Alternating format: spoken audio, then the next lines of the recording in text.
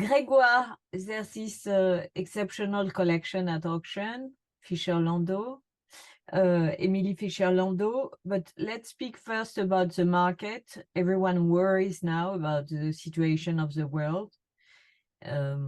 So how do you prepare an auction when there's this kind of situation?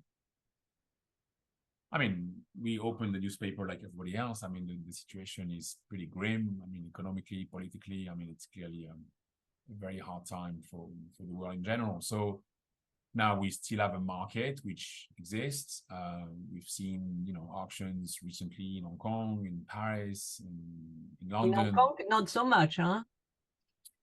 This was already a few weeks ago, but very recently there was auctions in Paris and in London that went well. So we prepare it by adjusting estimates, by making sure that we offer, as always, as we try to do in May, November in New York, the very best. And always believe that when you offer the very best, there's always someone that is dreaming of owning the very best. So So you think that 1 year ago, 2 years ago, you would not have put the same estimate for the collection, for the part one? Clearly, there's an adjustment on estimates because this is what the market is telling us. So we feel we are well prepared. I mean, we love what we have. I think this collection, and especially the Emily Fischer-Landau collection, is one of the great things we can offer the market. And so it's a typical American story about collection, right? It's a beautiful story. It's one of those great ladies that I've been collecting for their entire life. And if you look at that group, it's yeah, I mean. But the surprising thing is that she began 68 with a Picasso from 32, and the evolution is very sharp going until Glenn Ligon. Exactly. I think this is someone that starts with, what is considered the very, the master of the 20th century, Pablo Picasso, and by buying this incredible picture by Marie-Thérèse, and then continuing, I mean, during Picasso's lifetime, and then continue the journey with, very strong propositions, mainly Americans, because she was also very adamant to meet artists, to have a discussions with them, and then collecting in depth, a bit exactly like Linda Macklow, to really explore the very best of a generation. And it's fascinating, from Ed Ruscha to Cy Twombly, from Agnes Martin to Mark Tansey. So, for example, she bought a Rothko quite late, but she went to his studio before he died.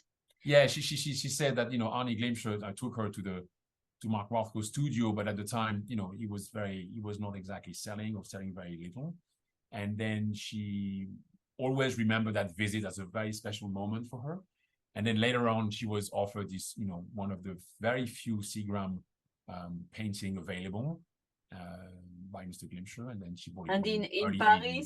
And in Paris, it was one of the best rooms of the exhibition. It was one of the, I mean, what can we say about this incredible show? But yes, to have these Seagram pictures all together from Kawamura and Tate, to have all these pictures together is a real treat, and I think it says so much. And yeah, absolutely fantastic. So this is one of the 2 pictures which are not in museums, which we will offer.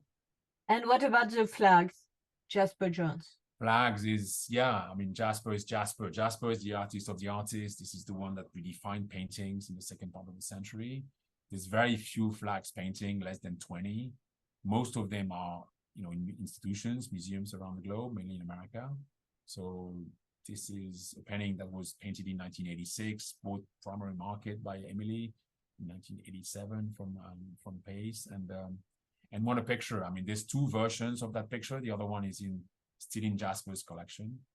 And this is a very, again, unique opportunity to buy, double flag by Jasper. And you are lucky because there's also a show dedicated to Ed Ruscha now.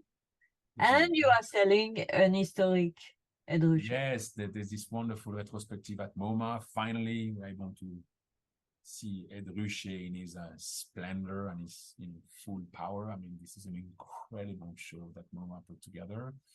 And Emily was one of the top, Ed Ruscha collector. And there's a group of works, which is, I'm not afraid to say, the very best group of Ed Ruscha works to come up at auction. That starts with Bosch from 1964 and goes on with Mint, with the flag. I mean, you've got early works, mid-career works, late works on paper. This is the best group of Edrichet to ever come up. So this is going to be obviously fascinating in the context of the retrospective. Bon, merci Grégoire. A pleasure. À bientôt. Thanks.